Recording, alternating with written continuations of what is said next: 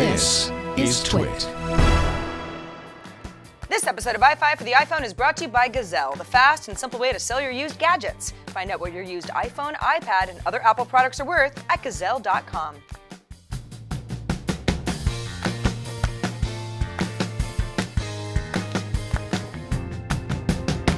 Hello everybody and welcome to iFive for the iPhone, episode 126. iFive covers the latest iPhone apps, tips and tricks, and of course news. I'm Sarah Lane, but you might know me better as the great and powerful Wizard of Oz. Number 1, let's start with a couple Safari tips, shall we? I don't really talk about Safari all that often, but it is the default browser in iOS. And even though I actually prefer Chrome, since I use Chrome on my desktop and I have for years already, and I just like to have a synced experience across my devices, there are a couple cool things that Safari does on iOS that Chrome does not. Okay, the first is, let's say you close a tab by mistake, or you just want to remember something that you closed and I don't remember. You just tap your tabs button in the lower right-hand corner to see all of your open tabs. Then you hold down the plus sign, but instead of adding a new tab, if you hold it down, voila, your recently closed tabs are listed there in all their glory, ready to be reopened. Another cool Safari trick that comes via email from Donal Sweeney, who lives in Dublin, Ireland. If you're ever curious to see what the desktop version of a website looks like, since many times you'll be looking at the mobile site version in Safari automatically, you just tap into the search window, pull down, and tap Request Desktop Sites. Now, I'm not really sure how often you're going to use this feature, unless you're a designer or something, or you're at least comparing two versions of a website, but it is built into Safari, so it's good to know about. Thanks, Donal. Number 2. Okay, we got a little Apple Watch news. Actually, a lot of it. Certainly pretty solid rumors from our friends over at 9to5Mac this week, who got their hands on some leaked images from an upcoming Apple app, something that Apple makes itself, that acts as a companion to the upcoming Apple Watch, which, still isn't in the wild yet. Users will apparently be able to control the Apple Watch from their phones virtually, move apps around, manage them, that sort of thing. And in the clock settings, users can turn on a notification as a little red dot on the Apple Watch when they get a notification on their phone. And if it's a text, they can respond by voice, or they can use voice as dictation and then send it as text. So it goes both ways, which sounds pretty cool. Now, 9to5Mac goes into a ton of other feature screenshots, and we'll link you to the full article in our show notes. But remember, Apple hasn't said anything other than that the Apple Watch will ship in early 2015. They have not given a solid date. The current rumor is that the Apple Watch companion app for the iPhone might ship with the actual watch and possibly iOS 8.2 in March. Number 3. It's been kind of an interesting iOS news week. That doesn't always happen, but hey, we're going to give you the news if there is some. So here's another one. GoPro, you know GoPro, they make high-end remote control cameras. They're always in the water doing cool stuff. Anyway, GoPro's stock took kind of a big hit this week, 12% down actually. Guess why? Because Apple was granted its own patent to allow consumers to control a digital camera remotely, and of course a lot of GoPro investors got all freaked out. Now, Bloomberg reports that Apple's probably more likely to use the remote feature in the patent for zooming and other settings on their iPhones or iPads from another Apple device that already exists. More likely that than be controlling a remote camera in the way that GoPro already does, and already does really well actually.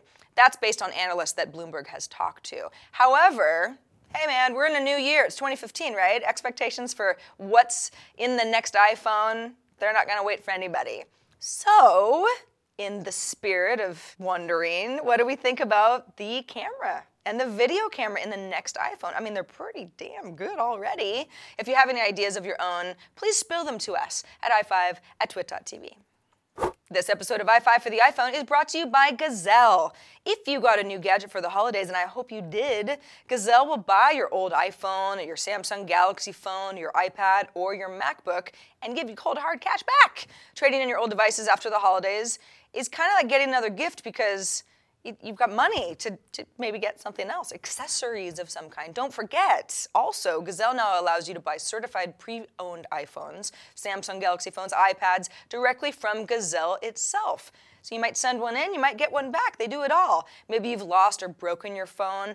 A certified pre-owned phone, they're in good condition, and it's a good way to buy a replacement device that's a little lower cost. Visit Gazelle.com to find out what devices are available from Gazelle right now in certified pre-owned condition. Devices are certified like new, they're like new, and certified good. Yeah, maybe there's a little nick or scrape, but they work perfectly fine. Gentle signs of wear and tear, that's not going to keep you from doing anything, and you can save a little bit of money. Great device at an even better price. Gazelle is easy. There's free shipping. Most items qualify for a free box. They'll just throw that in. And you don't have to worry about listing your phone and doing a lot of back and forth. Gazelle just does all of that for you. So, what is your iPhone or other old gadget that you're not using worth? Take a minute and go to Gazelle.com to find out. That's Gazelle.com. Get some money for your old devices. And thanks to Gazelle for sponsoring this episode of iFive. Number 4, we got an email from Jamie, who has a duh tip for anybody who wants to schedule an alarm for themselves in the future. Jamie writes, currently there's no way to set an alarm for a specific calendar day, only for the day that you're on. I figured out a workaround for this. Say you wanted to create an alarm for 2 p.m. on Saturday. Set an alarm for 2 p.m., and under the repeat section, select Saturday from the list. This will make the alarm only go off on Saturdays and likely will work for you if you set it within the same week. Until they make this a feature, this will help me set custom alarms, especially since reminders don't always alert me. Yes, this definitely seems like a bit of a strange workaround because unless the time that you choose is already in the past on your current day, you'll have to turn off that same alarm at least once before it repeats on Saturday or the day you actually want it to sound. But maybe that Saturday at 2 p.m. time is like really, really important. You cannot miss it. So you could certainly think of this as a trick of a backup reminder if reminders are failing you. By the way, Jamie, I know what you mean about reminders. Sometimes I get an alert on my lock screen telling me, I've got something coming up. Sometimes I don't, and I don't really know why. And that is quite unideal. Finally, number 5. We got count them, 2 emails from Santiago and Nelson, who both pointed out very nicely that even though I said you couldn't rearrange cards in Passbook, like credit cards, by dragging and dropping, you in fact can, and very easily too, by pressing and holding and dragging and dropping. So there you go, guys. In my second to last show of iFive that I'm hosting, I must admit that I am really clueless sometimes. Let me make it up to you, though. We got another email from someone named Tipton, who has a nice little ringtone tip. He writes, I've had this issue with not being able to pick up calls on my iPhones. I normally use the D&D, he means do not disturb feature, when I'm in class or meetings, but for some reason my iPhone's volume setting seems to be off when I would like it on. I miss calls all the time, so I found something that seems to work.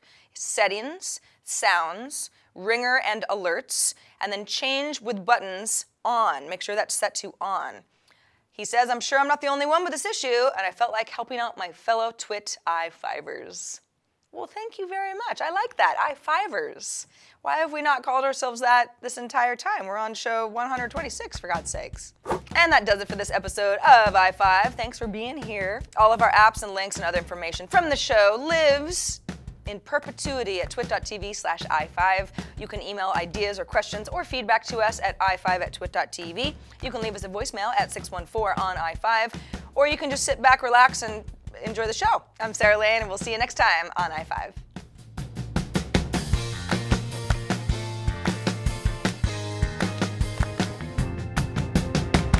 Bandwidth for iFive for the iPhone is provided by CacheFly at CacheFly.com.